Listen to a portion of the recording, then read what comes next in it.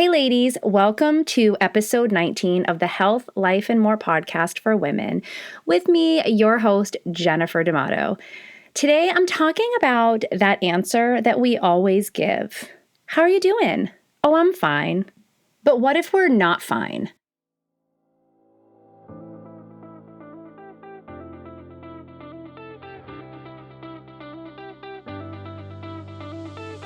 Welcome to the Health, Life, and More for Women podcast with certified health and life coach, mom of four, and just all-around lover of all things 80s, your host, Jennifer D'Amato.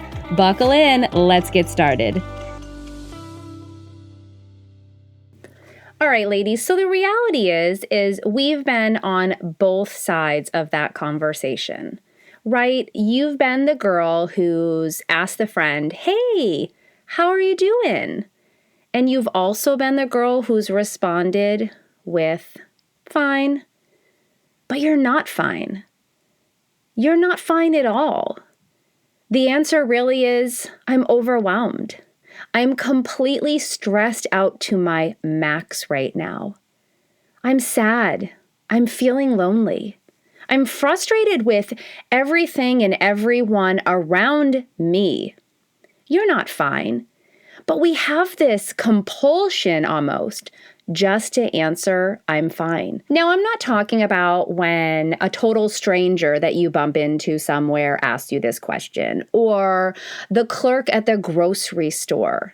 No, I'm talking about when someone who cares, when someone who knows you, when someone who desires to hear the real answer asks you how you are, and you still answer with, I'm fine, when you're not.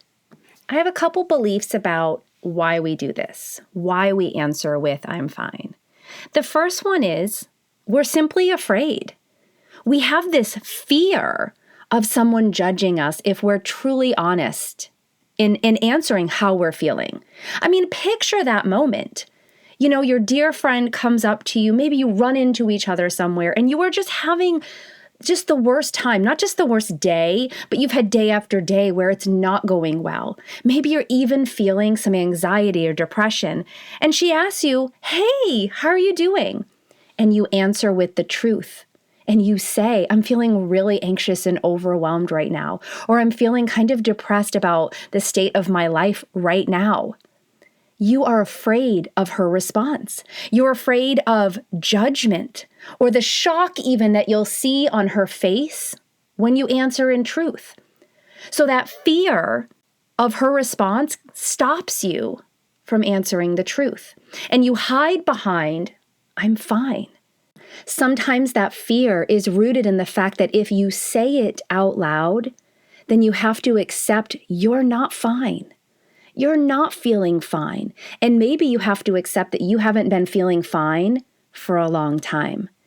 And that you've hidden behind that response for so long that the idea of saying it out loud terrifies you.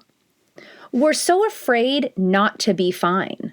I mean, if you think about that, we're taught from a very young age this idea that we should be happy all the time. Let me just tell you right here and now, that's a lie. I don't believe at all we're meant to be happy all the time. If that were true, that when we lost a loved one, when there was death, when there was sickness, when there was a diagnosis, that we would be happy, we would never suggest that. But yet outside of tragedy and death, we're supposed to be happy. I don't believe that's to be true. I believe that we are capable of feeling all the emotions, and we are supposed to be able to feel all the emotions. So why is it then that we fear saying out loud to somebody else that we're not feeling the positive ones? I mean, heck, we're so afraid of others judging us, but we're also judging ourselves. We're judging ourselves when we're not fine. And it scares us because we believe we have to be in a positive feeling all the time. Let me just tell you, ladies, there is great freedom. I live in a place of great freedom by not answering I'm fine unless I really am fine. And I would even steer away from that word. I rarely use it because I'm rarely ever just fine. I'm great. I'm good. I'm wonderful. I'm feeling energetic. Or I'm angry. I'm mad. I'm frustrated. One of my favorites. I'm about to lose my crap. That's the answer I'm going to give. There's freedom in that. Now, I realize the shock on other women's faces when I say this. I get it. I'm okay with it. I realize that some women have no idea what to do when I answer very honestly. But yet I get to be free in answering the truth. Hey ladies, I know today's topic is a little on the heavy side, but here's the thing.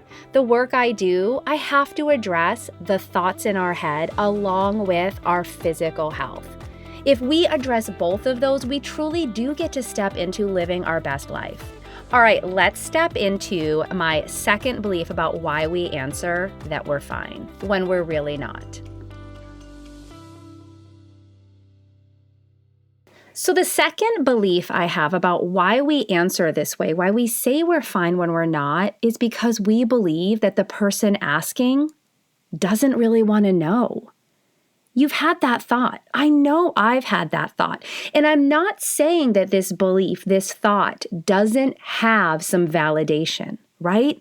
I can distinctly remember a person I used to work with who would repeatedly ask me how I was doing and walk away while I was answering, right? Feeding this belief we have that you don't really want to know how I am. You don't even give me the opportunity to speak truthfully because you're conditioned to hear the word fine. I also believe that people are busy. Right? I think about how busy I am, and we're literally rushing from one thing to the next, that I'm really just asking you to be kind, not because I want to know. So again, these things are feeding into our belief that people don't want to know because I've done it myself. Am I asking that question and I really want to know the answer? Am I willing to dedicate the time? Am I willing to give the person that I've just asked this question to an ability to respond? So the reason I myself have found that I wouldn't answer truthfully is because the other person on the end didn't want to know. What if we showed up completely differently here? What if we asked the question, "How are you doing?" and waited for a response? What if we asked the question and desired to know the truth? What if we showed up for that person? What if we were there really listening and actually had a desire to hear their heart?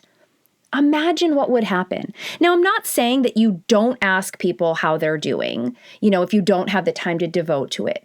But what I am asking is that when you ask the question, you actually show attentiveness and listen and hear them. And if you hear something that you know is on their heart, they're trying to reach out. They're not just answering fine, or maybe they answer fine, but you can tell because you see their face, you hear their tone that they're not fine, that you actually pursue checking in with them. Are you really doing fine? Now, if you didn't listen to episode 10, my number one conversation hack, I encourage you to go over there. Because you actually don't have to ask the question, "How are you doing?" at all. You could ask them, "What's going well for you right now?"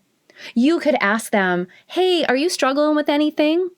No matter the question, let's be present for the answer.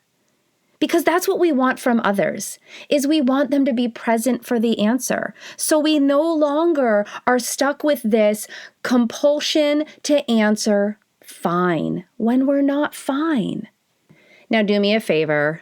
Don't go bearing your heart and soul to the clerk at the grocery store or the sweet girl helping you with your clothes at the changing room at Old Navy.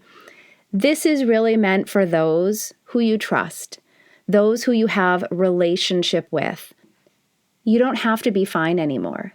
Ladies, you don't have to answer that way ever again. If you find yourself that word is just on repeat again and again every time you're asked, maybe it's time to ask yourself, am I really fine?